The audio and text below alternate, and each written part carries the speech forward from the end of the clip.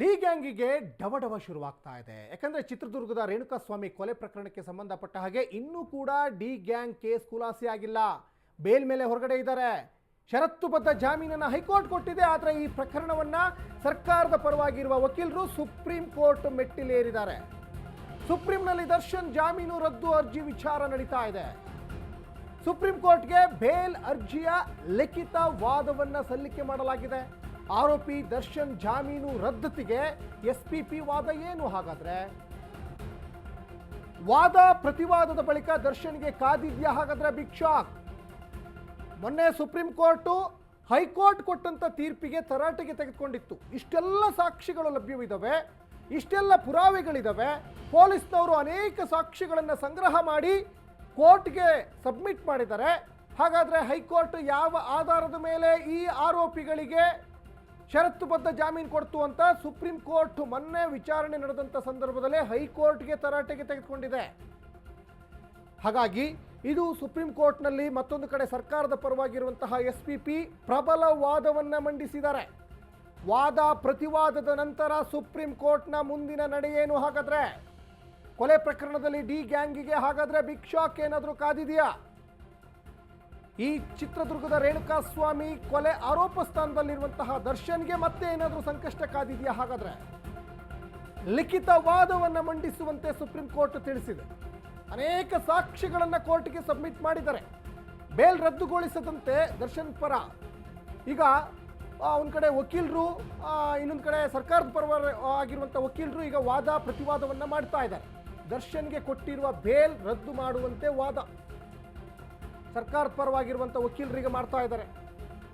ದರ್ಶನ್ ಪರ ವಕೀಲರು ಕೂಡ ಒಂದಿಷ್ಟು ಡೀಟೇಲ್ಗಳನ್ನು ಕೊಡ್ತಾ ಇದ್ದಾರೆ. ಹೇಗಾಯಿತು, ಏನು ಕತೆ, ಏನು ಎತ್ತ ಅಂತ. ಆಮೇಲೆ ಸುಪ್ರೀಂ ಕೋರ್ಟ್ ಮೊನ್ನೆ ಅರ್ಜಿ ವಿಚಾರಣೆ ಆಗ್ತಾ ಇದ್ದಂಥ ಸಂದರ್ಭದಲ್ಲಿ ಕೂಡ ಪವಿತ್ರ ಗೌಡ ಪರವಾಗಿರುವಂಥ ವಕೀಲರಿಗೂ ಕೂಡ ತರಾಟೆಗೆ ತೆಗೆದುಕೊಂಡಿದೆ. ಎಲ್ಲವೂ ಆಗಿದ್ದು ಪವಿತ್ರ ಗೌಡನಿಂದನೇ. ಪವಿತ್ರ ಗೌಡಗೆ ಅಶ್ಲೀಲ ಮೆಸೇಜನ್ನು ಸೆಂಡ್ ಮಾಡಿದಂತಹ ಸಂದರ್ಭದಲ್ಲಿ ದರ್ಶನ್ಗೆ ಹೇಳಲಿಲ್ಲ ಅಂದಿದ್ರೆ, ಅಥವಾ ಇನ್ನುಳಿದ ಆರೋಪಿಗಳಿಗೆ ಹೇಳಲಿಲ್ಲ ಅಂದಿದ್ರೆ ಇಷ್ಟೆಲ್ಲ ಆಗ್ತಾನೆ ಇರಲಿಲ್ಲ ಅಂತ ಸುಪ್ರೀಂ ಪವಿತ್ರ ಗೌಡಗೂ ತರಾಟೆಗೆ ತೆಗೆದುಕೊಳ್ತು. ಇನ್ನೊಂದು ಕಡೆ ಸರ್ಕಾರದ ಪರ ವಕೀಲರು ವಾದ ನೋಡ್ತಾ ಇದ್ದೀರಾ. ಅನಾರೋಗ್ಯದ ಬಗ್ಗೆ ತಪ್ಪು ಮಾಹಿತಿ ನೀಡಿದ್ದಾರೆ. ಯಾರು? A2 ಆರೋಪಿ ದರ್ಶನ್. ನನಗೆ ಮಗಳಿದ್ದಾಳೆ, ಜಾಮೀನು ರದ್ದು ಮಾಡಬೇಡಿ. ಸುಪ್ರೀಂಗೆ ಪವಿತ್ರ ಗೌಡ ಪರ ವಕೀಲರು ಈಗ ಲಿಖಿತ ವಾದವನ್ನು ಮಾಡಿದ್ದಾರೆ. ನನಗೆ 10ನೇ ತರಗತಿಯಲ್ಲೇ ಓದುತ್ತಾ ಇರುವಂತಹ ಮಗಳಿದ್ದಾಳೆ. ನಾನು ಒಬ್ಬಂಟಿ ಪೋಷಕಳಾಗಿ ನೋಡ್ಕೊಳ್ಬೇಕಾಗಿದೆ. ನೀವು ಬೇಲ್ ರದ್ದು ಮಾಡಿದರೆ ನನ್ನ ಮಗಳ ಭವಿಷ್ಯ ಹಾಳಾಗ್ತದೆ. ವಯಸ್ಸಾದ ಪೋಷಕರಿಗೆ ನಾನೇ ಆಧಾರವಾಗಿದ್ದೇನೆ.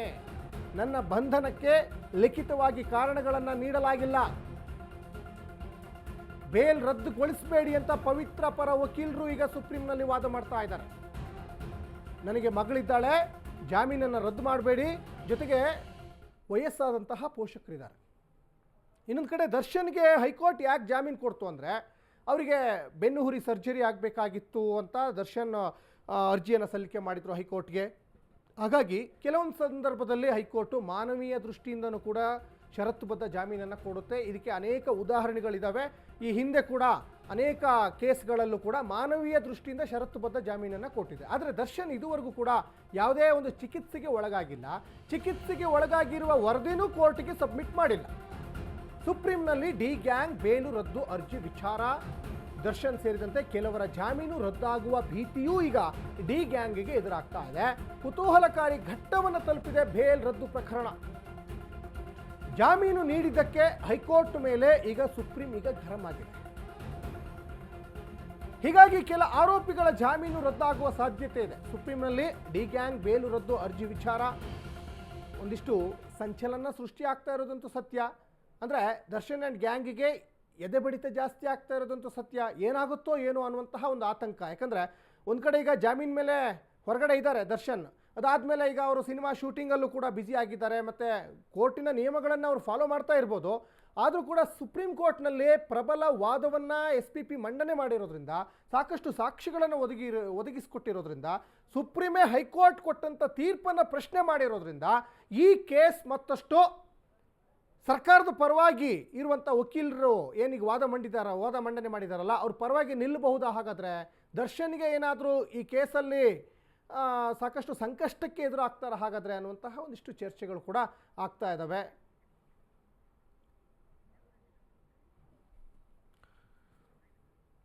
ಈ ಬಗ್ಗೆ ಹೆಚ್ಚಿನ ಡೀಟೇಲ್ಸನ್ನು ನಮ್ಮ ಕೊಲೀಗ್ ಸಂತೋಷ್ ನ್ಯೂಸ್ ಡೆಸ್ಕಿಂದ ಜಾಯ್ನ್ ಆಗ್ತಾ ಇದ್ದಾರೆ. ಸಂತೋಷ್, ಇಲ್ಲಿ ಬಹಳ ಮುಖ್ಯವಾಗಿ ಡಿ ಗ್ಯಾಂಗ್ ಈಗ ಜಾಮೀನ್ ಮೇಲೆ ಹೊರಗಡೆ ಬಂದಿದ್ದಾರೆ. ಹೈಕೋರ್ಟ್ ಕೊಟ್ಟಂತಹ ತೀರ್ಪನ್ನು ಸುಪ್ರೀಂ ಕೋರ್ಟ್ ಪ್ರಶ್ನೆ ಮಾಡಿತ್ತು.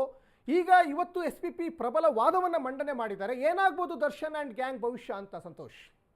ಎಸ್ ಸಚಿನ್, ಏನು ಒಂದು ನಟ ದರ್ಶನ್ ಮತ್ತು ಗ್ಯಾಂಗ್ ರೇಣುಕಾಸ್ವಾಮಿ ಕೊಲೆ ಪ್ರಕರಣದಲ್ಲಿರುವಂಥವ್ರಿಗೆ ಈಗಾಗಲೇ ಒಂದು ರೀತಿಯಲ್ಲಿ ಭಯದ ಒಂದು ಢವಢವ ಅಂತ ಇರೋ ಒಂದು ಪರಿಸ್ಥಿತಿ ಎದುರಾಗ್ತಾ ಇದೆ. ಯಾಕೆ ಅಂತ ಹೇಳಿದ್ರೆ, ಹೈಕೋರ್ಟ್ ಕೊಟ್ಟಿದ್ದಂತಹ ಬೇಲನ್ನು ಪ್ರಶ್ನಿಸಿ ರಾಜ್ಯ ಸರ್ಕಾರ ಸುಪ್ರೀಂ ಕೋರ್ಟ್ಗೆ ಮನವಿಯನ್ನು ಹಾಕುತ್ತೆ ಈ ಒಂದು ಬೇಲನ್ನು ತಿರಸ್ಕಾರ ಮಾಡಬೇಕು ಅನ್ನುವಂಥ ನಿಟ್ಟಿನಲ್ಲಿ. ಹೀಗಾಗಿ ಈ ಒಂದು ವಿಚಾರಣೆ ಒಂದು ವಾರದ ಹಿಂದೆ ಸುಪ್ರೀಂ ಕೋರ್ಟ್ ಕೈಗೆತ್ತಿಕೊಳ್ಳುತ್ತೆ. ರಾಜ್ಯ ಸರ್ಕಾರದ ಪರ SPP ವಾದವನ್ನು ಪ್ರಬಲವಾದಂತಹ ವಾದ ಪ್ರತಿವಾದಗಳು ನಡೆಯುತ್ತೆ. ದರ್ಶನ್ ಪರ ವಕೀಲರು ಕೂಡ ವಾದವನ್ನು ಮಂಡಿಸ್ತಾರೆ. ಇದರಲ್ಲಿ ಒಂದಷ್ಟು ಫ್ಲಾಸ್ ಏನಿದೆ ಅನ್ನುವಂಥದ್ದನ್ನು ಸುಪ್ರೀಂ ಕೋರ್ಟ್ನ ಮ್ಯಾಜಿಸ್ಟ್ರೇಟ್ಗೆ, ನ್ಯಾಯಾಧೀಶರಿಗೆ SPP ರಾಜ್ಯ ಸರ್ಕಾರದ ಪರ ವಕೀಲರು ವಾದವನ್ನು ಮಂಡಿಸೋದಕ್ಕೆ ಶುರು ಮಾಡ್ತಾರೆ. ಏನಂತ ಹೇಳಿದ್ರೆ, ಪ್ರಬಲವಾದಂತಹ ಸಾಕ್ಷ್ಯಗಳು ಇದೆ ಈ ಒಂದು ಪ್ರಕರಣದಲ್ಲಿ. ಅದು FSL ವರದಿ ಇರಬಹುದು, ಎಲ್ಲವೂ ಕೂಡ ಒಂದಷ್ಟು ಪುರಾವೆಗಳು ಸಿಕ್ಕಿದೆ.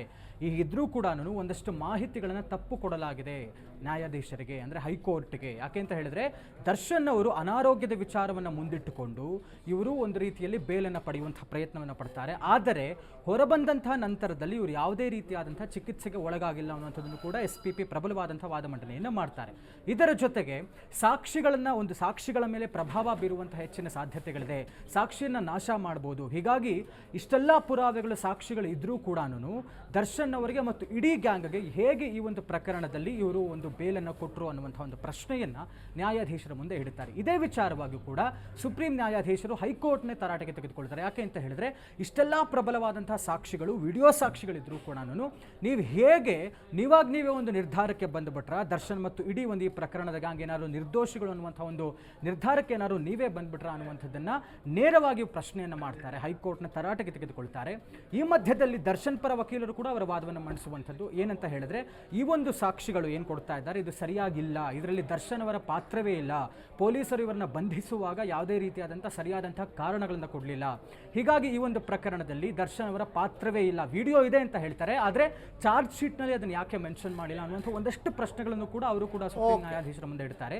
ಇದೇ ವಿಚಾರವಾಗಿ ಲಿಖಿತವಾದಂತಹ ವಾದವನ್ನು ಸಲ್ಲಿಸೋದಕ್ಕೆ 1 ವಾರಗಳ ಕಾಲ ಗಡುವನ್ನು ಕೊಡ್ತಾರೆ ಒಂದು ದರ್ಶನ್ ಪರ ವಕೀಲರಿಗೆ. ಹೀಗಾಗಿ ಇವತ್ತು ಸುಪ್ರೀಂಗೆ ಲಿಖಿತವಾದಂತಹ ಒಂದು ವಾದವನ್ನು ಸಲ್ಲಿಸೋದಕ್ಕೆ ಅವಕಾಶ ಮಾಡಿಕೊಟ್ಟಿದ್ದಾರೆ ದರ್ಶನ್ ಪರ ವಕೀಲರು. ಬಹುಶಃ ನಾಳೆ ಈ ಒಂದು ಅರ್ಜಿಯನ್ನ ಕೈಗೆತ್ತಿಕೊಳ್ಳಬಹುದು ಅಂತ ಹೇಳಲಾಗ್ತಾ ಇದೆ. ಒಟ್ಟಾರೆ ಸುಪ್ರೀಂ ಒಂದು ಕ್ಲಿಯರ್ ಕಟ್ ಆಗಿ ಹೇಳ್ತು, ಹೈಕೋರ್ಟ್ ಮಾಡಿದಂತಹ ತಪ್ಪನ್ನ ನಾವು ಮತ್ತೆ ಮಾಡೋದಿಲ್ಲ, ಮರುಕಳಿಸೋದಿಲ್ಲ. ಅಂದ್ರೆ ಇದರ ಅರ್ಥ ಬಹುಶಃ ದರ್ಶನ್ ಮತ್ತು ಗ್ಯಾಂಗ್ನ ಬೇಲ್ ಕ್ಯಾನ್ಸಲ್ ಆಗಬಹುದು ಅಂತ ಹೇಳಲಾಗ್ತಾ ಇದೆ.